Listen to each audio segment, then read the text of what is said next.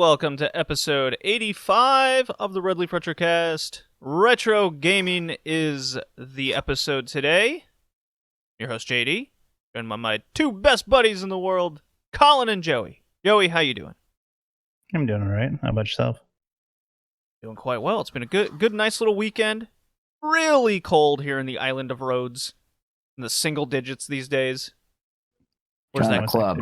Yeah. It's been beautiful here in Houston. Yeah, my mom's texted me, I got the AC on. It's 72 degrees Fahrenheit. And I'm like, it's 11.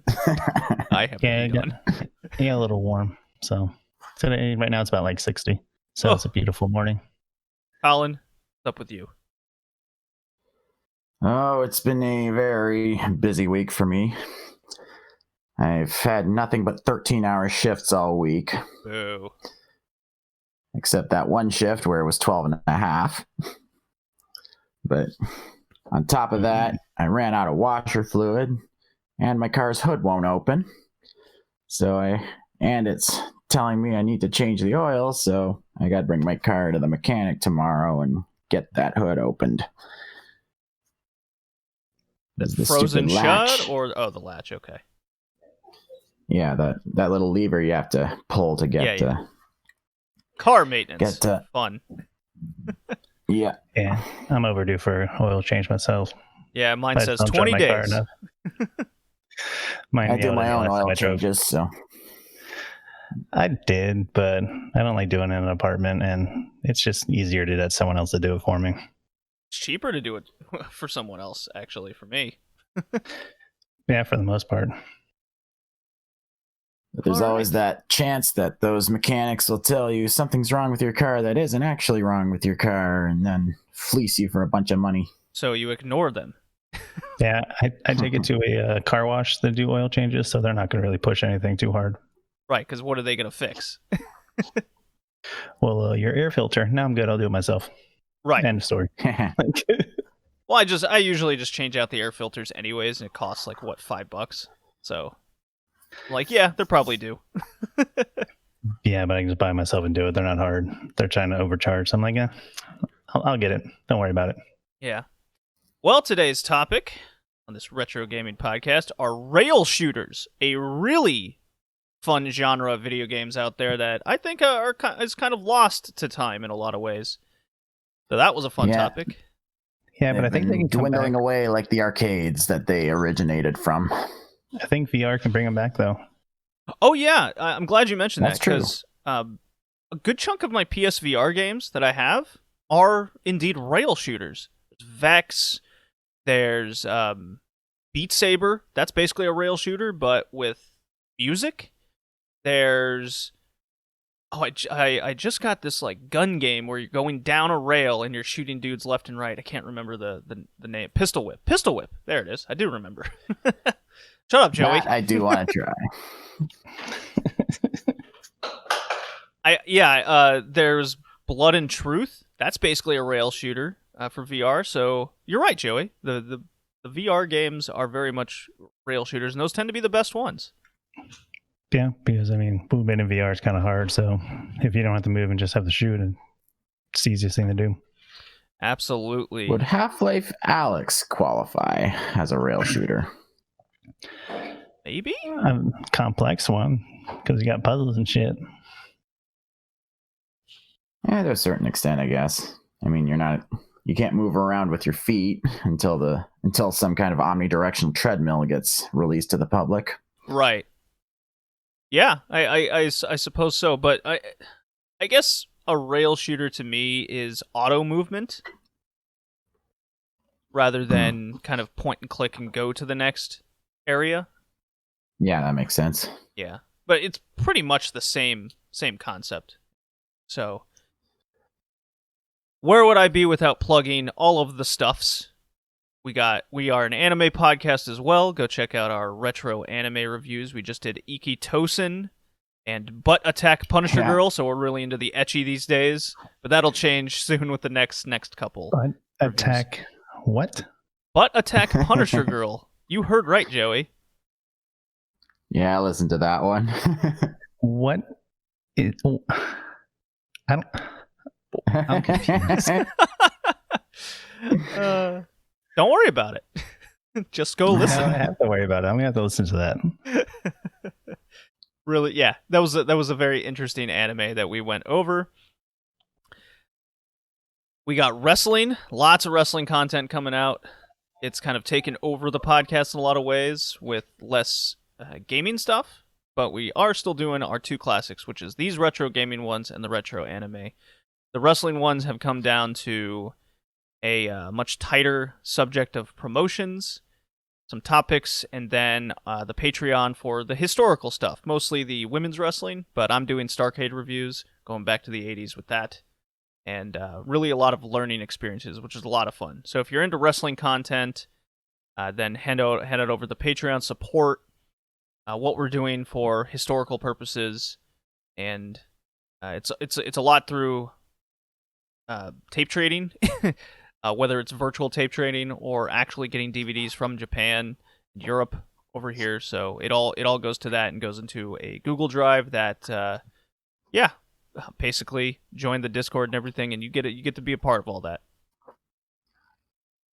That's Red Leaf Retrocast Patreon, as well as the website redleafretrocast.blogspot.com, and then follow everyone on Twitter, BowlingJD, etc., etc.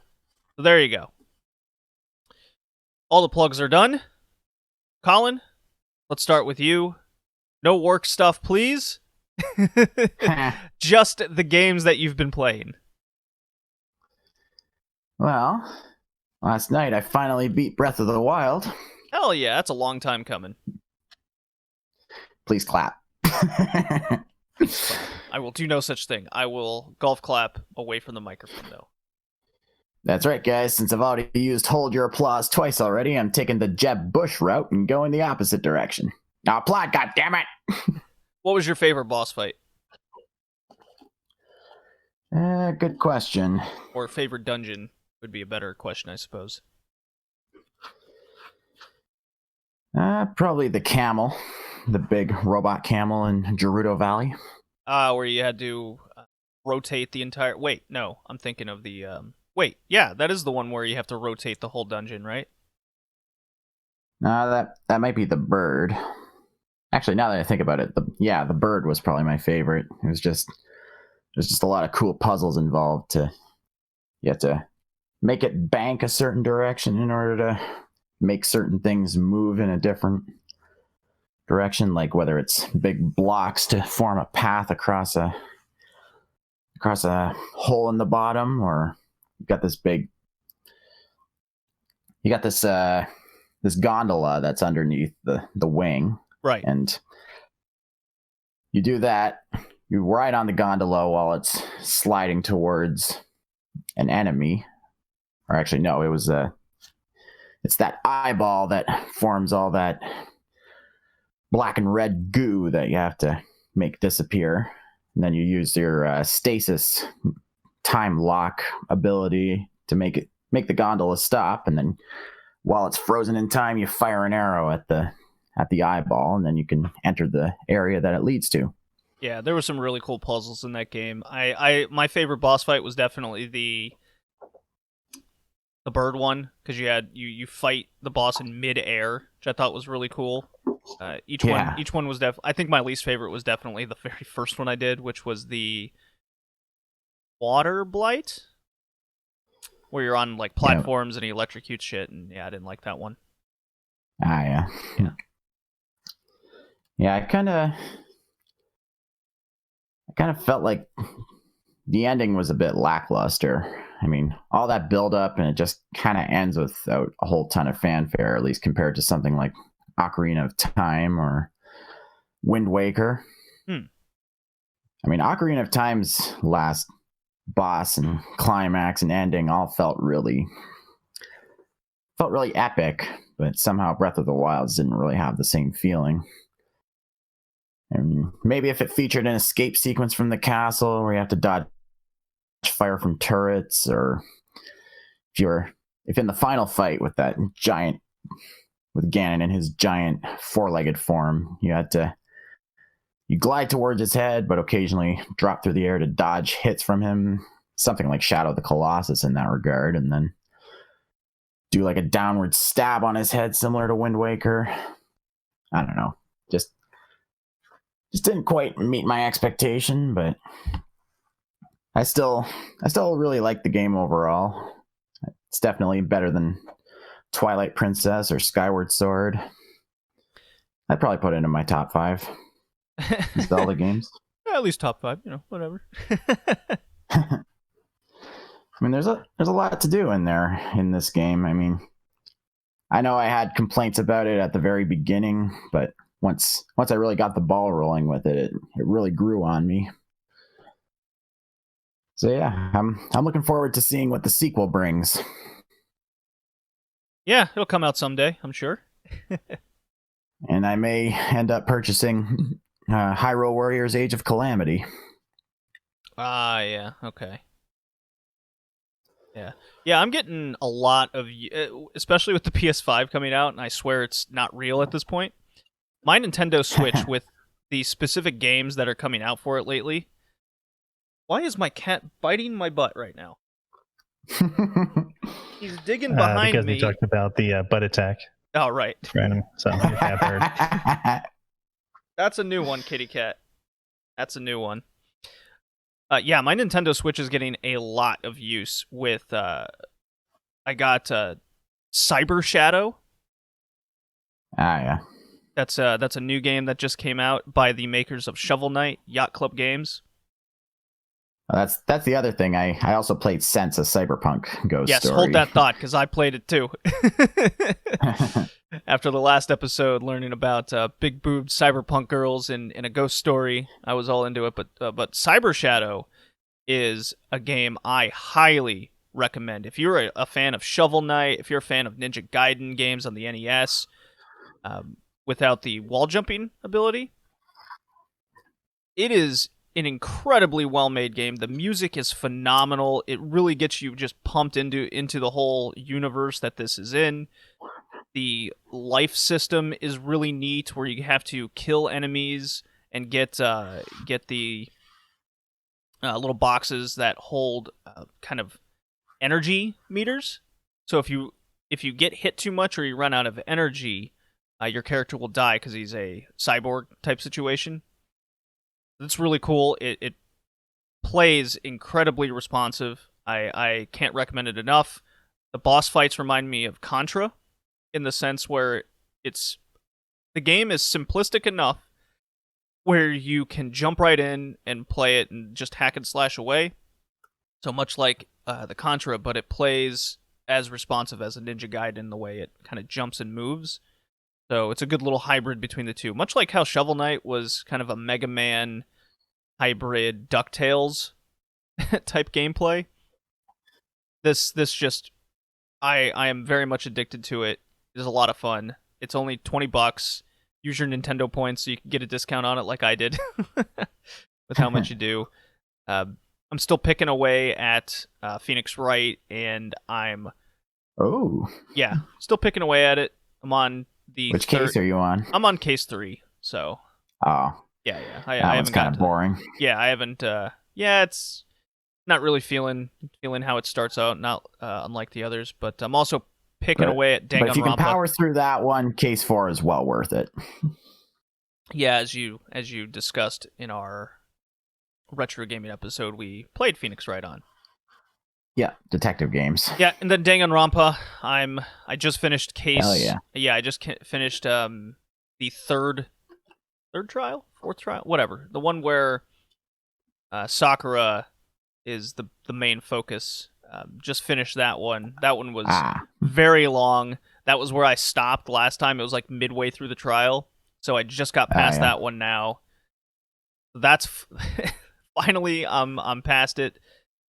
Definitely expect a long review over that on the Patreon $1.50 tier for that one. All right. I would be reminiscent without saying I will be watching the WWE Royal Rumble. The patrons have spoken. They want the review, so that will be on the $5 tier. Just for my pain to watch that fucking show that I'll be doing tonight. I'm not excited. When is that today? That is tonight, yeah. Royal Rumbles are generally fun. Although I Generally don't know fun, anybody but I in have not. WWE. Yeah, I have not had a good time watching a Royal. I mean, the match itself is just kind of kick back, relax. But when the last, I would say, 11 years, I just shake my head at it all. I go, yeah, okay, this isn't gonna work out. Or it's like I really wish there was more story in it. But that's for the wrestling podcast. And okay, so Sense, a cyberpunk ghost story. Colin, Yeah, before I go over my thoughts, let me hear yours. yeah. I played through it maybe about half an hour to an hour, and so far it's not bad. I mean, Any game-breaking bugs you've come across? not so far.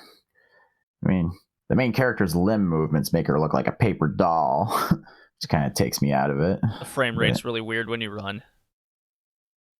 Not just that, it's just like when her legs move, the way it's the top part of her thigh just kind of moves upward into over top of the rest of her sprite. That's what makes her look like a paper doll. But I still like the visual style, and the scares can be legit freaky, like with the ghost with the limbs and neck bent in the wrong direction chasing you, and you have to close the door to buy time to unlock a file cabinet to get a fuse for the fuse box in order to get the elevator on the other end of the hall working. The whole time you hear him banging on the door. It's very much like Deadly Premonition in the way those are portrayed. Yeah. You've played that game? And I don't think so. No, I haven't. I'm interested to see where it goes story-wise. I mean, it's kind of vague right now, although I noticed I ran out of lighter fluid in my lighter early on, so I may have screwed myself over in the long run. You did not. There. I can confirm. Okay. But right now I'm stuck on the floor where you come out of the elevator after escaping that first ghost. And I'm trying to figure out what to do next. But one thing that really ramps up the tension is that there's no pausing. I mean, you can bring up menus on your character's handy-dandy PDA, but time doesn't stop when you do that. Meaning if you're being chased or stalked by a ghost, the game won't let you take time to breathe and think of a strategy. And I think that's really clever for a horror game. The atmosphere and the way the game plays and solving puzzles really reminds me of the original Clock Tower on the Super Nintendo. Oh, also, yeah. We also played on the podcast. I really like it. I haven't had to look up a walkthrough. Everything seems to flow just fine. The dialogue provides its own hints to guide you in the right direction to what you need. I did come across a number puzzle that was very confusing at first, involving calendar dates. I did eventually figure it out, but it felt very Silent Hill puzzle-esque to me, where I'm like, I don't know if I can really jive with that. I love the way the game has you die. It's very just, oh, yeah, that makes sense. There's one, Colin, there's going to be a moment where a ghost girl wants to play rock, paper, scissors with you. If you deny playing her rock, paper, scissors, she just immediately kills you. It's really funny. I'm like, oh, okay. And then, it's like when the game warns you about not walking into a puddle that's got a live electric wire in it. And then I walked into it anyway, and you're dead. Yeah, I stuck my hand in a garbage disposal. And then it shows a picture of her with her hand just completely just torn to shreds, and there's veins and shit. And you're spurting blood, and it goes, "Yep, you died." So I'm like, check under the sink. Yeah, the first option was there was two options: stick your hand in or check under the sink. I was like, I'm gonna stick my hand in. She died. Check under the sink, and then the dialogue is, "Oh, look, the garbage disposal was on. Good thing I checked." I'm like, yeah, of course.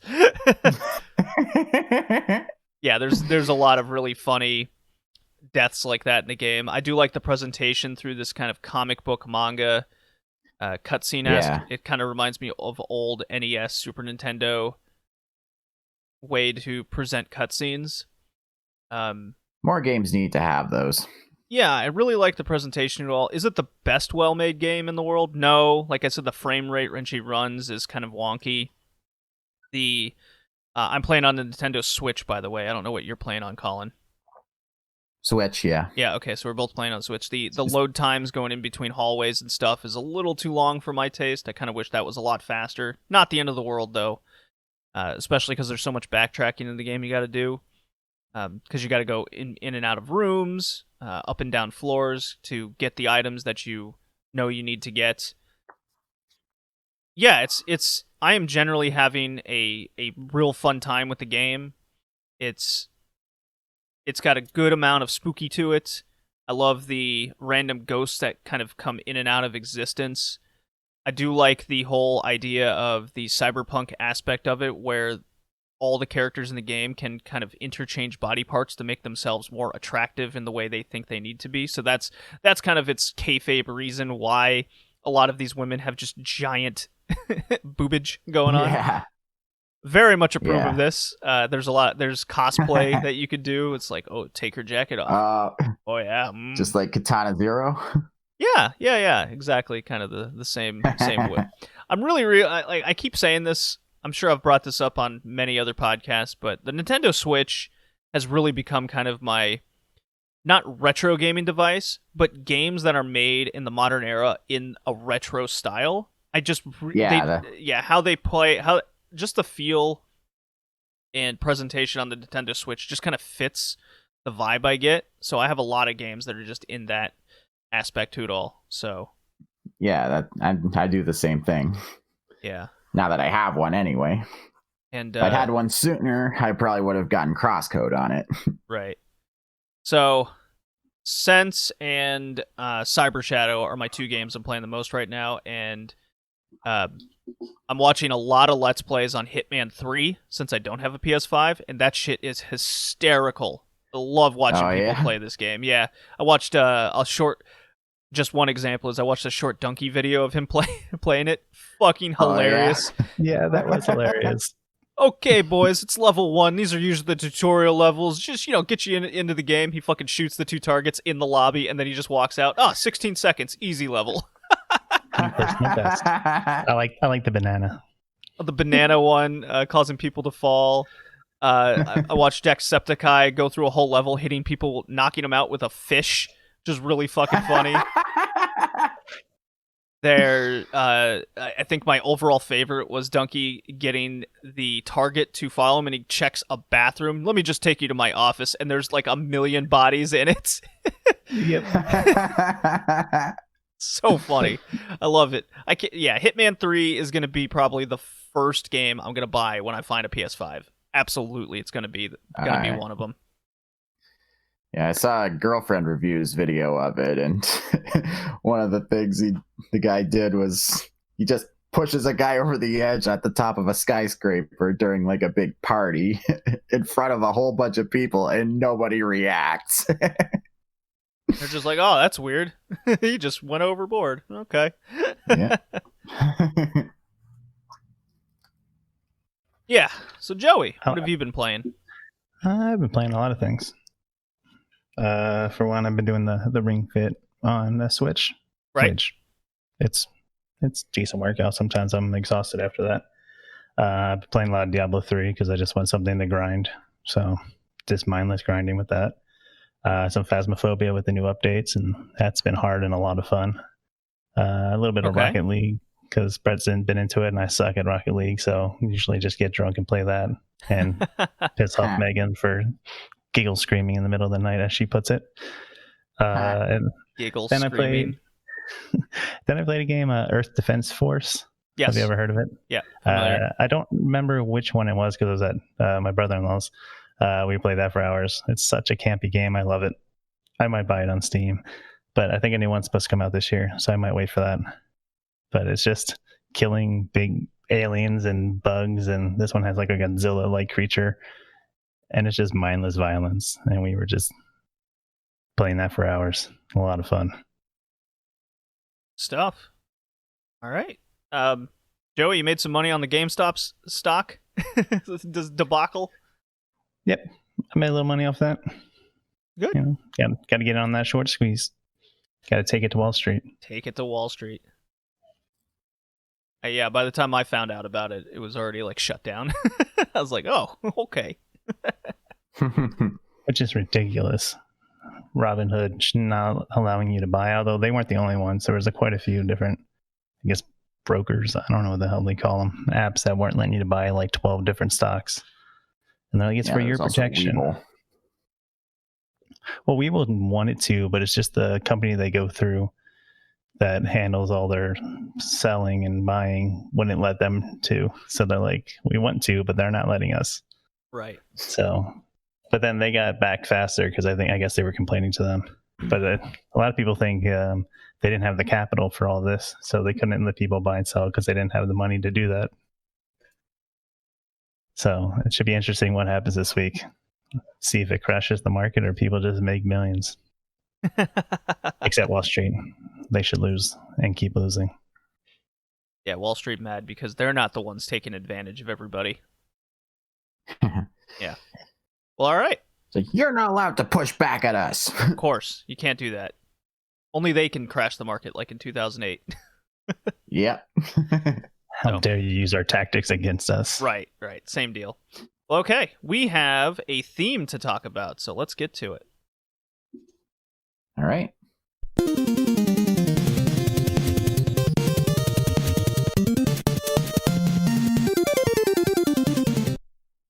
Yeah, I can't remember the last time I played the Contra drop. Someone mentioned that to us. Alrighty.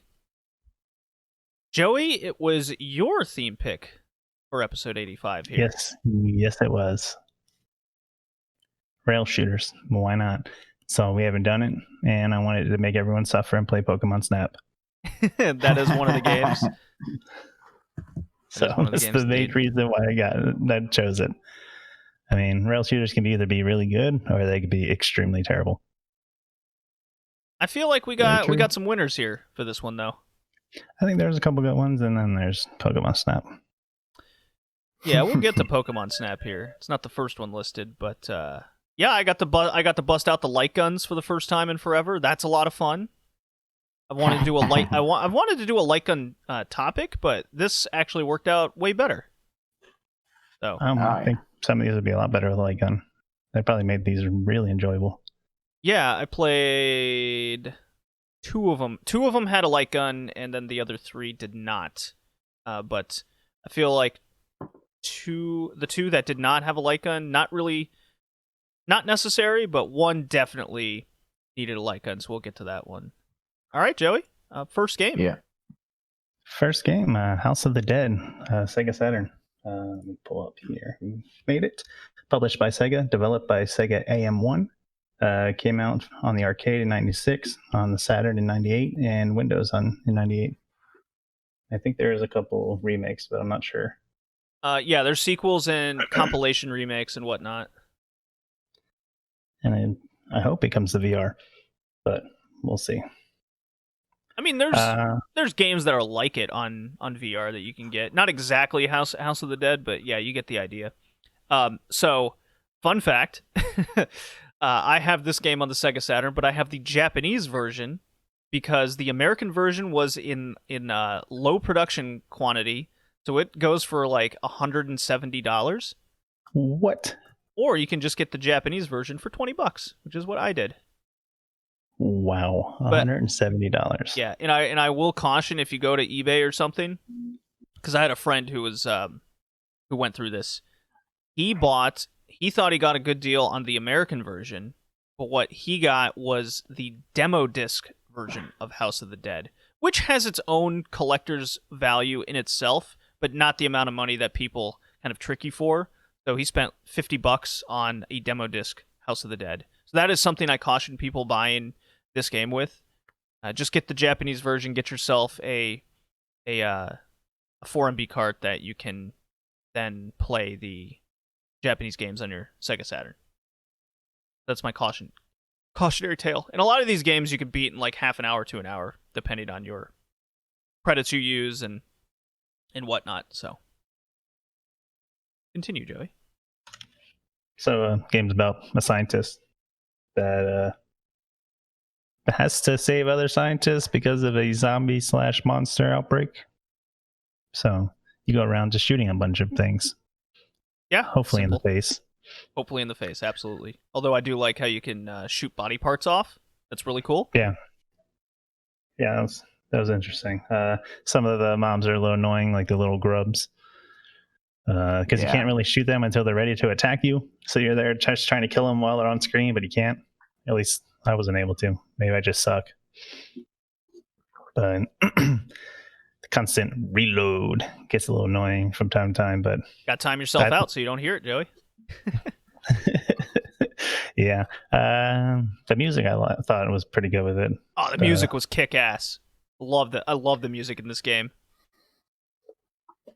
Yeah, I think it was enjoyable. I think without a gun or VR arcade, it kind of loses it a little bit, trying to use a D-pad to line up your shots.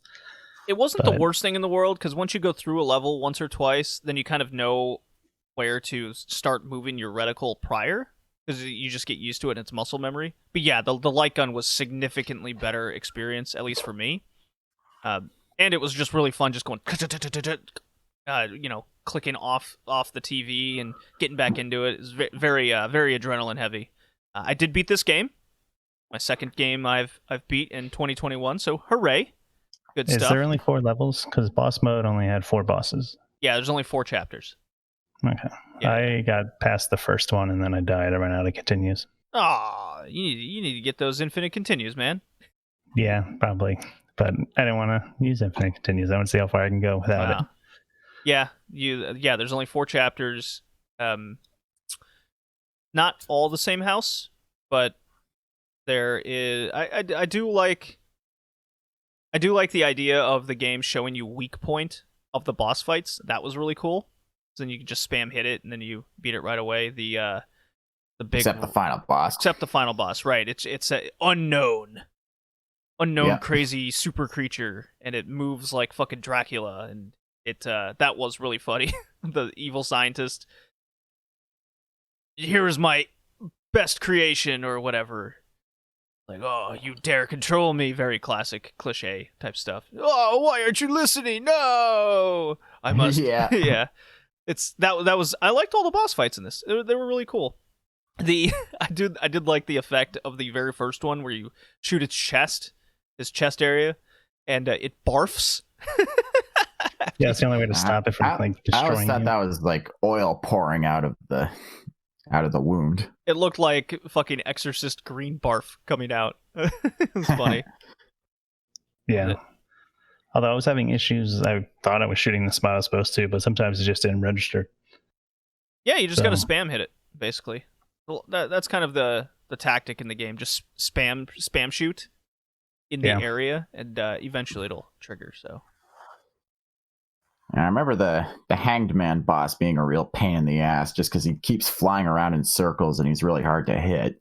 Yeah, the first time you face him, because on the 4th final chapter you do face the barfy robot guy again, and the gargoyle that's going around. The gargoyle's significantly easier the second time around. Yeah. I kind of like how these bosses are named after tarot cards. It's like you got Chariot, Hanged Man, Hermit. I forget what the last one's called. Magician, yeah. That was kind of cool. I do remember playing the original arcade light gun version of this game in movie theater arcades as a kid. See, I played the second one. A lot of fun. I only played the second one. I never played the arcade original House of the Dead. I only played the sequel. Ah. Well, to me, it could even, at times, even be genuinely freaky to my 9-year-old brain. Of course. Of course, it wasn't until later that I realized just how cheesy the dialogue and voice acting were. Oh, come on. Not so cheesy. So this is going to be a theme, I'll say throughout all these games. I wish that there were more weapon choices rather than just a pistol or machine gun. Yeah. Yeah, I can agree with that. It does get a little boring. I like games where you can get your upgrades and switch it out, but yeah. I believe the Virtua Cop series does that with different, like, you can get a shotgun and Uzis and whatnot, and then you can carry them onto other levels. It creates more replayability value, I feel, if you can use different guns at different times. Certain areas you can get a rocket launcher that can clear the space. That's always real cool to do. Nothing like that in House of the Dead. Definitely nothing like that in Pokemon Snap. That would be funny, though. Hey, You didn't Nintendo, use the machine gun? machine gun in Pokemon Snap for the game coming out this year in 2021. Do it. It takes a different meaning on Snap, but it still works. Why are you shooting all the Pokemon? Oh, he snapped. Yeah. I watched a YouTube video of this to refresh my memory of the game, and I found for the Sega Saturn version, the loading screens were a real pain in the middle of stages because it just killed the pace and flow of the level. I thought it was okay. I like the heartbeat going through it, and there wasn't too many of them, so I didn't feel like it. Yeah, I don't even remember even seeing one, so I guess they weren't that bad. Yeah. Yeah, it's probably just the guy I was watching play. Maybe. The best aspect of House of the Dead, which I really, really liked, was the good negative feature, or positive negative feature of saving or accidentally killing the scientists that you go through the levels. If you accidentally shoot one, you lose a lantern life health thing. But if you save one, they give you one extra. And I really do wish you got more than 5. Yeah. Reminded me of Area 51. I killed quite a few of the scientists. Oh yeah, absolutely. Your first one run through, you basically kill them every time. The game does have certain areas where there's one in particular, I believe it was on Chapter 4, where there's an enemy in front of a scientist, so you spam it, and of course the scientist is directly behind him, so you accidentally shoot him. You go, shit. So that happened to me. Yeah, I was able to beat the game in under an hour in total. What ending did you get? What ending? Apparently there's 3. Yeah, there's 3 endings. Did Sophie live, die, or not there? Oh, Sophie died. She died. She got thrown into the wall. She was all sad, and then she keeled over. She was dead as shit. You got the normal ending. Yeah, that sounds about right. Apparently the true ending is she's alive, but you have to get a lot of points for that. And then there's a third ending where you don't know if she's alive or not. Don't know how you get that one, though. Oh, yeah, I don't know either. So maybe you need to play it again and get good. I guess so. Yeah, I was really into light gun games this time around. I even threw in the first Virtual Cop while I was at it. That's always a super fun game to play. So I have a light gun where it's compatible with both the original PlayStation and the Sega Saturn. So that was super fun. I need to get some. Oh, look at you. Yeah, I need to get some. It also functions with the PS2 as well, so it functions all around. So I need to get some light gun games for the PlayStation. I don't think I have any. Think about it.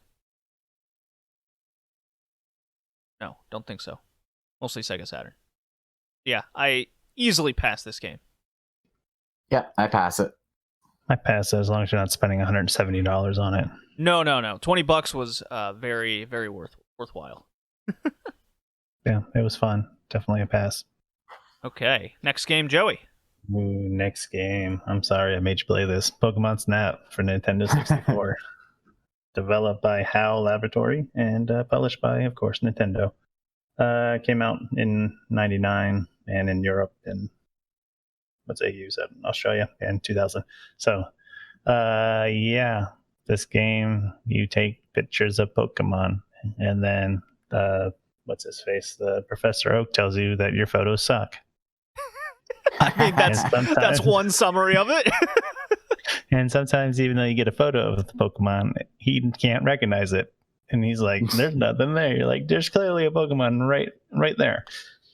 So, I guess your character's name is Todd Snap, because why not? Todd Snap likes this Snap Pokemon.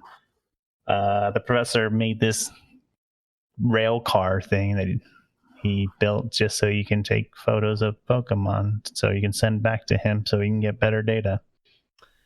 Joey, I'm getting the feeling that you weren't enthused about playing this game.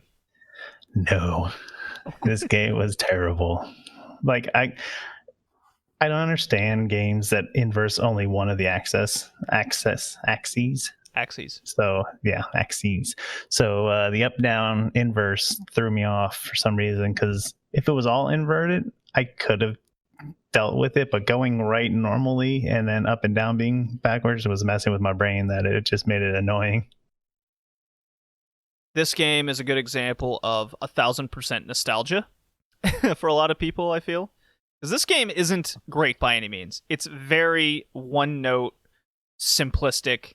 For a 9-year-old, a 9-year-old way into Pokemon, like many of us were back then, this game was fine. It totally served the purpose of, oh my god, I can get my Pokemon, I can go to Blockbuster or whatever and print out the pictures. Print a picture. Yeah. Which is probably the only good feature, but it doesn't even have all the Pokemon. There's only 63 of them. Yeah, lame. And it makes you replay levels over and over again, so you can unlock pictures of other Pokemon, get find all the, I think all the legendary birds were in here. But yeah, I didn't play this longer than 40 minutes. It's a 4-hour game at minimum. It's not how I remembered it at all. I think something like this could make a comeback if it was more open world and you have to like go around and try to get photos and do things to trick Pokemon to come out. But just as a rail shooter, taking photos, it's not that fun. Yeah, so the Japanese version of the game is $7. Complete in box is $10, which I find funny. The American version is $20. So it's not the most expensive game in the world out there. There's a lot of copies.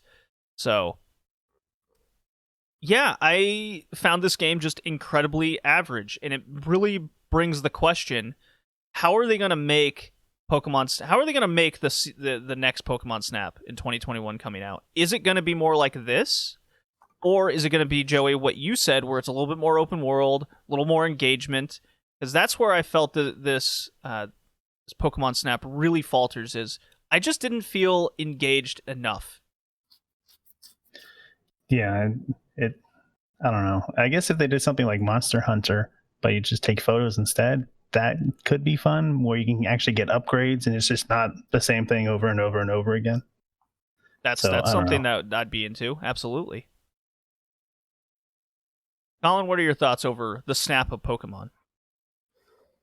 Well, like you mentioned before, I remember playing a demo of this at Blockbuster way back when.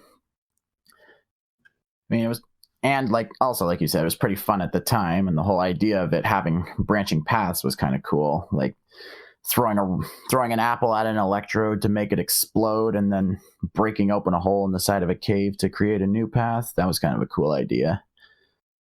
Or chucking apples to get Pokemon into a certain spot, and then, like, for example, if there's 3 Magnemites that all get together in one spot, they'll evolve into a Magneton. Or if a Magmar is close to a Charmander, they'll fight and the Charmander will evolve into a Charmeleon. That was kind of a cool feature. But yeah, other than that, there's really not much to this game. It's really slow. Really slow. That is a good word for it. It's the slowest moving of all the games that on this cast.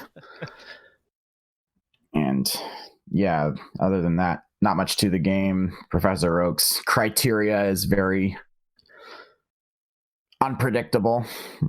The game will just like your photo whenever it wants. There's no real logic tying it all together. It's just... Hey, he liked a Pidgey's butt more than he liked a face of Pikachu right center. So, I mean, he's got his priorities. You've got a point. Guy knows what he wants. Yeah, it's not really worth playing more than once or twice. No, so not at all, unfortunately. Yeah, I'm gonna fail this. Yeah, I'm gonna fail it as well. Very disappointing, but filled with a lot of nostalgia nonetheless. But definitely not the best game on the list. Yeah, I'll fail it too. Well, bummer, guys. Okay. I believe the next one is my pick. We're going to the Sega Genesis, boys. It is Space Harrier II. I'm a big fan of the original Space Harrier on the Sega Master System. I do like my Master System. Developed and published by Sega. Released October 29th, 1988. We're going way back here. That's as old as I am. Yeah, you want to talk about a game that could use a comeback in a little bit huge upgraded world and everything. Bring back Space Harrier. I will say, first and foremost, the music in this game is very lame. I don't think it fits the game at all. I didn't think the music was that bad. I mean, yeah, maybe not fit the theme, but it wasn't terrible. It's very chill. It's just the whole time, yeah.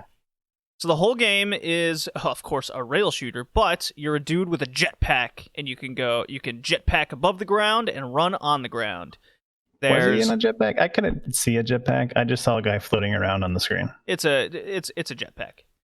Okay, so he's just floating around on the screen. Gotcha. Yeah.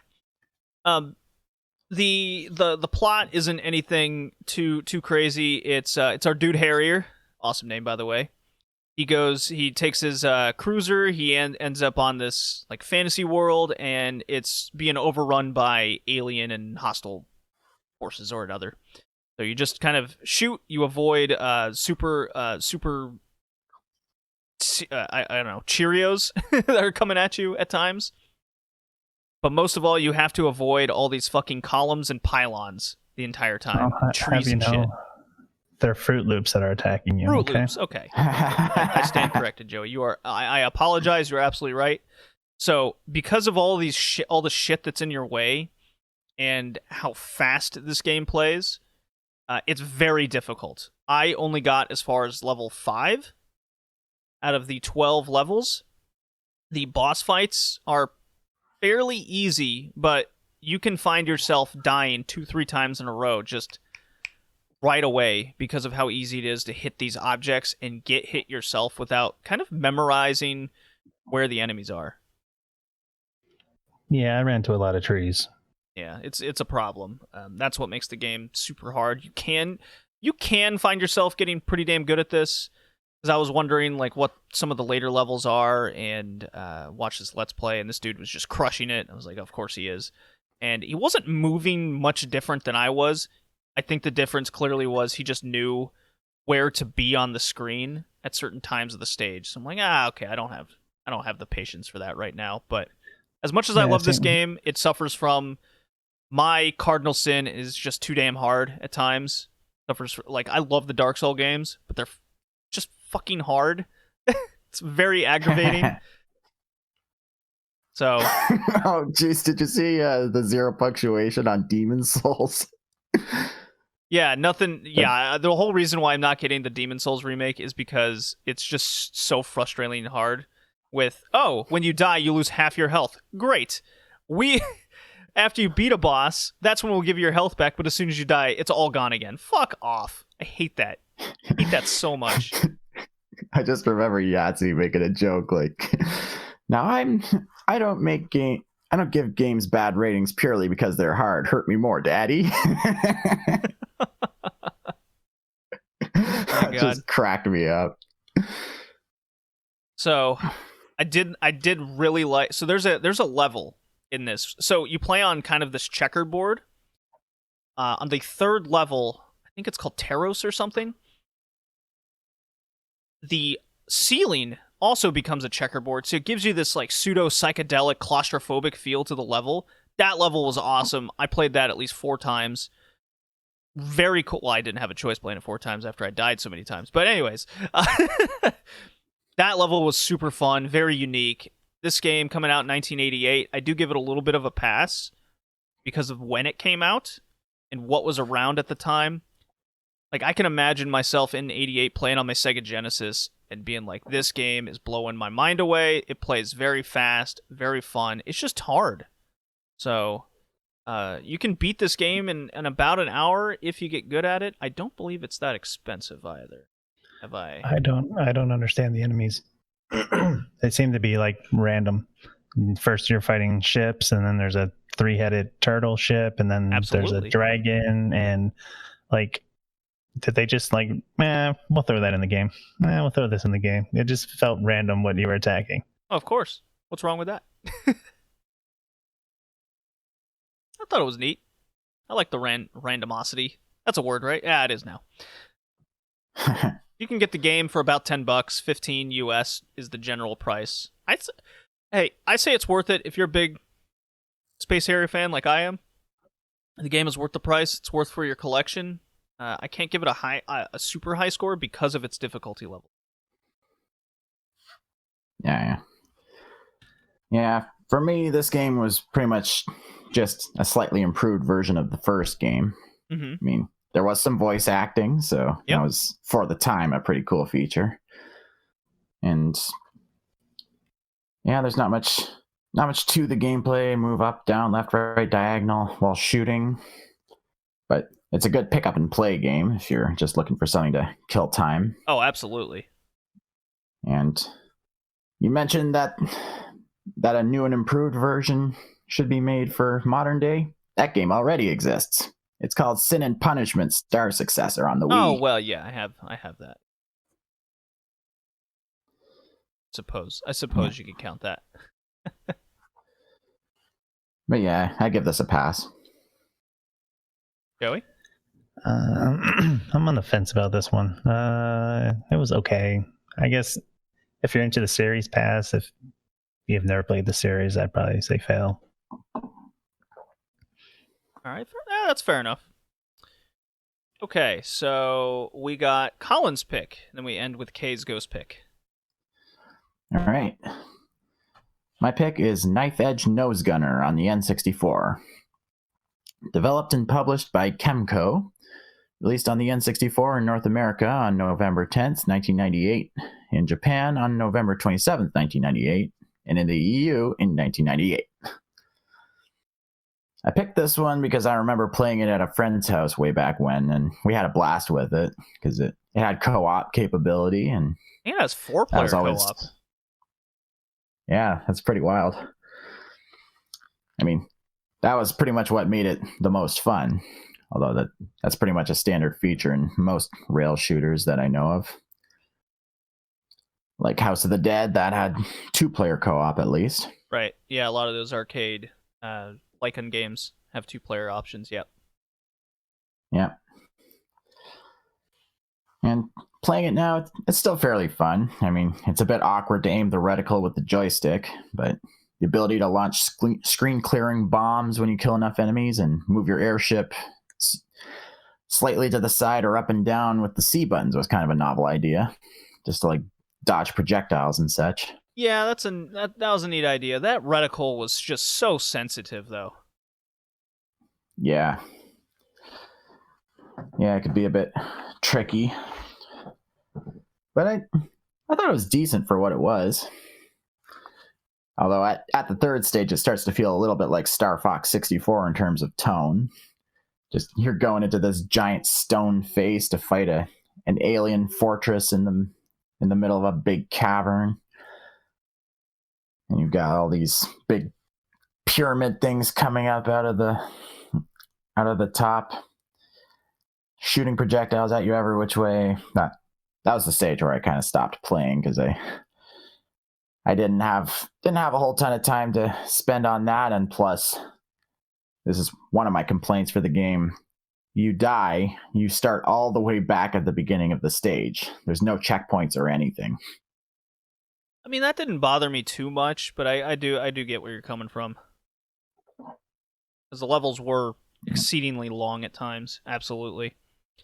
I don't know, man. There's something...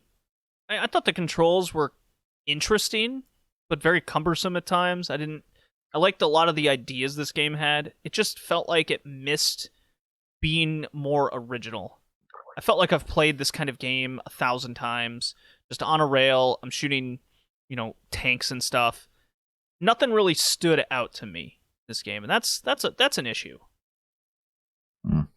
Fair enough. Yeah, it seems very generic. Well, that's fair enough. I mean, I liked it for what it was. I mean, you can find this game for about $5. For that price, I can't really fault, at least giving it a try. Especially with the co-op option. I really like that. Even 4-player co-op, that's really cool. So it could easily be a party type game. And if I was to judge something on that, then yeah, average, nice little time. There's not a lot of games like this, especially on the Nintendo 64. This was the game that desperately needs a light gun, though. Because then I would feel way more engaged. That reticle just was super annoying to me. It was just so overly sensitive. The later levels get a little bit more difficult than I'd like, especially considering there's no light gun option. I think that was a huge miss on the company to not incorporate some sort of light gun into the game. Otherwise, I think I would have been a little bit more generous with it. Other than that, it's just not. There's just not enough original ideas to make it stand out, especially among the other games we played. Is it better than Pokemon Snap? Yeah, it moves a little bit better, I will say. So maybe better than Pokemon Snap. So yeah, definitely not my favorite. Definitely not my favorite railgun shooter of all time. That's for sure. Did you guys have issues seeing some of the enemies on like the first level? I felt like their colors blended in with the background colors. Oh, there's a lot of gray and brown blobs on this, and that was a huge problem. Some of the areas were better rendered and textured than others, I will admit. There was some cool areas to it, but mostly the game is very simplistic in backgrounds, to a fault because of what the N64 does with its giant polygons. Yeah, it looks a bit muddy. Yeah. Yeah, it to me feels a bit like a lesser version of the arcade light gun game Gunblade New York. Is that had like at least giant fucking machine gun light guns that had force feedback. I remember playing that one a lot at the bowling alley growing up, and that was fun. But this game doesn't quite capture the magic of that one. No, I would although definitely... if I had a rumble pack, I might have enjoyed it a little more. You don't have a rumble pack on your N64? Not currently. Oh, what is wrong with you, retro gamer Colin? Get with the program. What's the next thing? You don't have the expansion pack? I have that one. Okay, all right. Meet I me needed halfway. it to play Perfect Dark. About to say, you're gonna have to reassess your retro gamer card here. Get a rumble pack. What are you doing, man? Once lockdowns finally ease up over here, I might head on over to ANC Games and get your fucking rumble pack, you bitch. I do have a retro gaming store here in town. It's just curbside pickup only right now. Okay. I'm too lazy to go online to get an order ready in advance. Or rather, I'm too worn out after work to set anything up. Yeah, I feel you. Been busy here myself with that whole election and getting their guns taken away. Now people are ordering stuff. Blah, blah, blah, blah, blah. It's okay. I got a gun I've been using at home. A light gun. Well, I'll give Knife Edge Nose Gunner a soft pass. Yeah, I can't do it. I'm giving it a soft fail. I agree with Jaden. Fair enough. Soft fail. It's just not enough to make me want to play. Okay. At least it's not Pokemon Snap. No. No. I'll be paying very close attention to the new Pokemon Snap that's coming out for the first time in what would that be?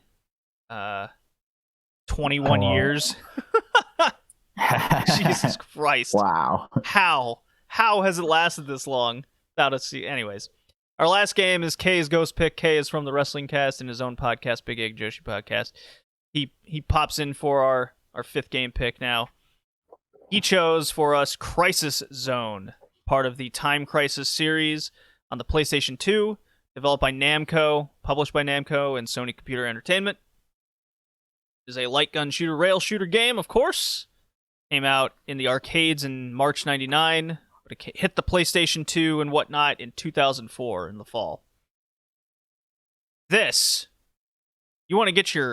is probably what I think a lot of people will remember because it was hot in the arcades. Whether it was in my bowling alleys growing up, your bowling alleys, Colin, I'm sure. There was some sort of Time Crisis game there. This is the original. Yeah. Time Crisis 2 at the movie theaters. Definitely Time Crisis 2. That's what I'm most familiar with. So this was the first one. It is a terrorist organization has taken over. Might as well be Nakatomi Plaza for all intents and purposes. Yeah. And we are God, what's the name of this? Not Scotland Yard, MI6, I suppose. Some shit in London's taken over, and you gotta go stop it. So you have a machine gun, you have a shield. You have to put your shield up shield to made of yeah. Shield made of probably the strongest stuff in existence. Absolutely. Adamantium, vibranium, and Nokia cell phones. I like that joke. Did. I saw it in a YouTube comment. That is a thumbs up to me. Nokia cell phone strength. Anyways, Yeah. This shield can stop tank missiles coming at you and machine gun fire from helicopters. It can do it all. It's good. It's a good damn shield. See that in all my games. Yeah. I actually like that for a rail shooter. Captain actually, America would be jealous. Say again, Joey. I like that the shield was in it. It was nice having some kind of defense in a rail shooter. Yeah, so the way that the arcade would work is you press the foot pedal, and that would put up the shield, or in the case of later Time Crisis games, if memory serves, there was 2 foot pedals, one for the shield and one to duck behind cover. This didn't have cover, it was just the shield, so they incorporated that later.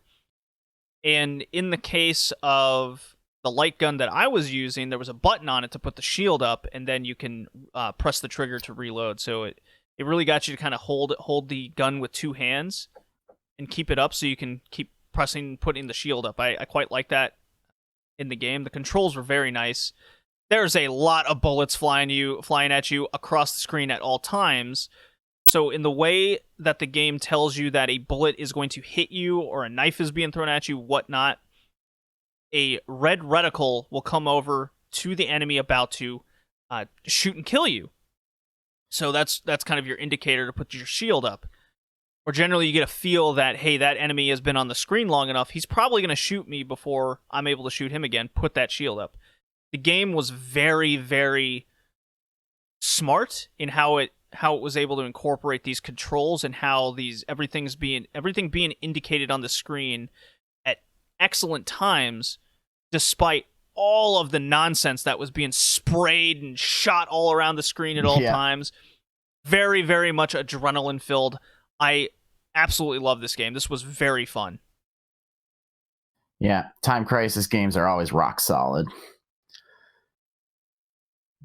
Yeah, I was afraid this first one was going to have a lot of things missing in it that the sequels had, but as far as I could tell, it pretty much stuck to its guns, if you will, to be a very, very solid first entry in a series. This was really cool. I liked the tank battle, shooting all the things on question about that.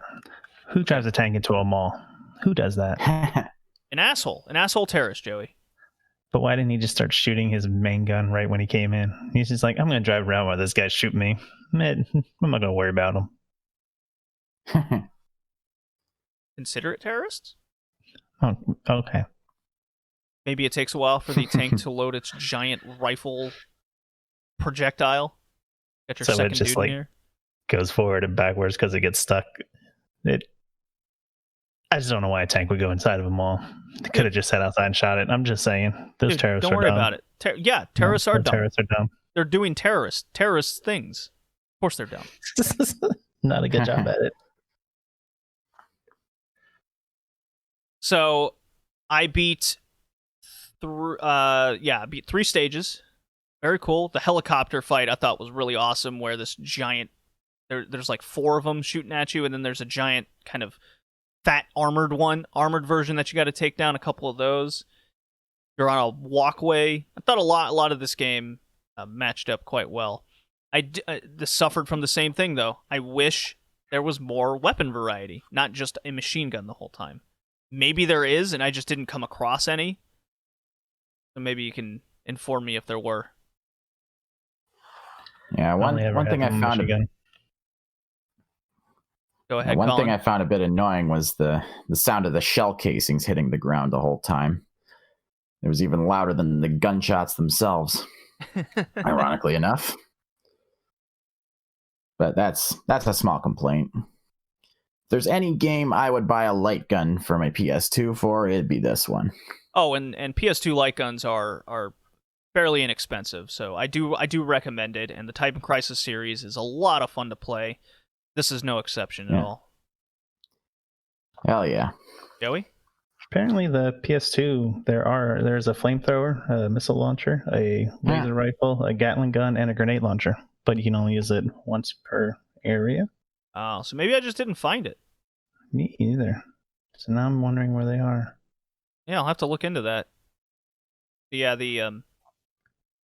I love the level layouts. I like all the enemies coming at you. There was some jump scares because you turn around and dude's right in your face. House of the Dead did that, but it wasn't as surprising or shocking as much as Crisis Zone did. I just want to know like how many of these enemies could hide behind the same box and just keep coming. Like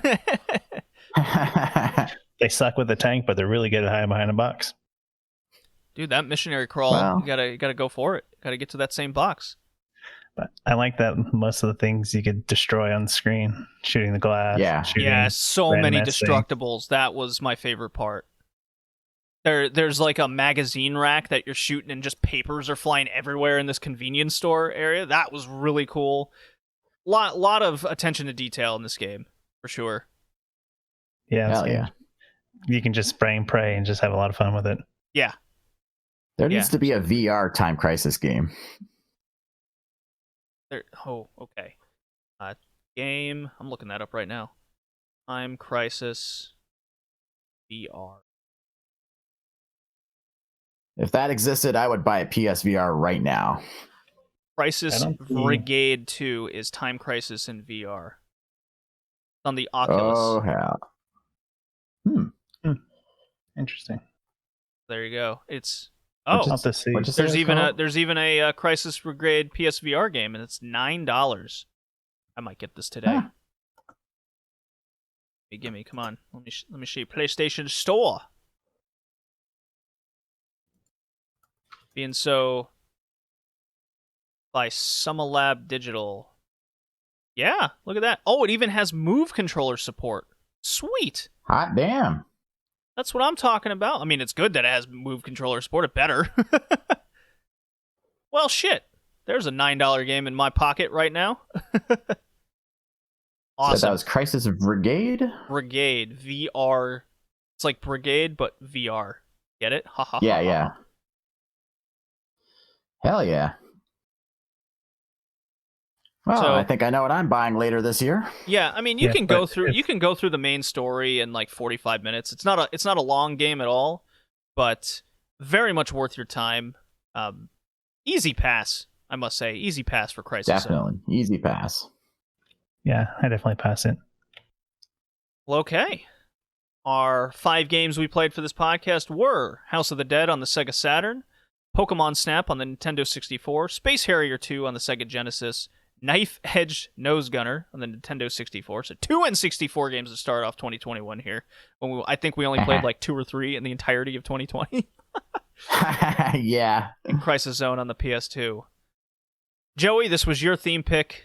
Favorite, least favorite, and your tier scores again. And just a reminder to the audience, we do keep tier rankings throughout the year. And we put on our tier ranker on redleafretrocast.blogspot.com, so you can keep up with where we give what tiers what tier averages all the games make, and then for the first episode of the next year we go through our top 10 games just like we did for the previous episode. All right, Joey, give me what you got. Well, no surprise here. Least favorite, Pokemon Snap. Favorite, I'm probably gonna do House of the Dead. That's my favorite. Rating wise, although nothing's too high rating, I think it'd be more fun if I had a light gun like you. House of the Dead, I'll give a B. Pokemon Snap, I'm gonna give a D. Would have given an F, but at least it's actually functional. Space Harrier, C. Crisis Zone, also a B, and Knife Edge, a C. And what did you get? House of the Dead? A B. A B. Okay. Yeah. Yeah. So light gun probably would have helped. Yeah, I think just using a controller takes away a little bit from these games. So my favorite is, I'm actually going Crisis Zone. I just liked, I think the more adrenaline was, I mean, it's obviously a much more recent game, but I thought it was more adrenaline filled than House of the Dead. But damn, it was a 1A and 1B situation for me. I give House, and my least favorite is Pokemon Snap. I'm right there with you, Joey. I give House of the Dead and Crisis Zone A's. I give Space Harrier 2 a B. Pokemon Snap a D, and Knife Edge Nose Gunner a C. Colin, what you got? Well, like you, my favorite is Crisis Zone, and least favorite Pokemon Snap, for very much the same reasons as you. And in no particular order for my tiers, House of the Dead, I give a B. Pokemon Snap, a D. Space Harrier 2, a C. Knife Edge Nose Gunner, also a C. And Crisis Zone, I'm going to give an S. An S. Wow, okay. So that gives us all, let's see, a B for House of the Dead, D for Pokemon Snap, a C for Space Harrier 2, ouch. A C for Knife Edge Nose Gunner, ooh. And Crisis Zone gets an A. There we go. That's the episode. Our next episode is going to be It's All About Love. Yay. Podcast of Love, baby. That's going to be an episode coming out on Valentine's Day. Excellent. Yes, it is my theme pick. It is romance for episode 86. So I hope you get ready for lots of love for the next episode. I'm going to get lots of love and lots of verbal sparring for my pick. I'm going to get some chocolate-covered strawberries and some wine for that episode. We're gonna get nice and sensual. Chocolate-covered strawberries and chocolate wine. Chocolate wine is a thing. Now that I got to check out. Yeah. So look forward to that, everybody. This was episode 85 of the Red Leaf Retrocast, and we'll see you next time. Bye. Bye now.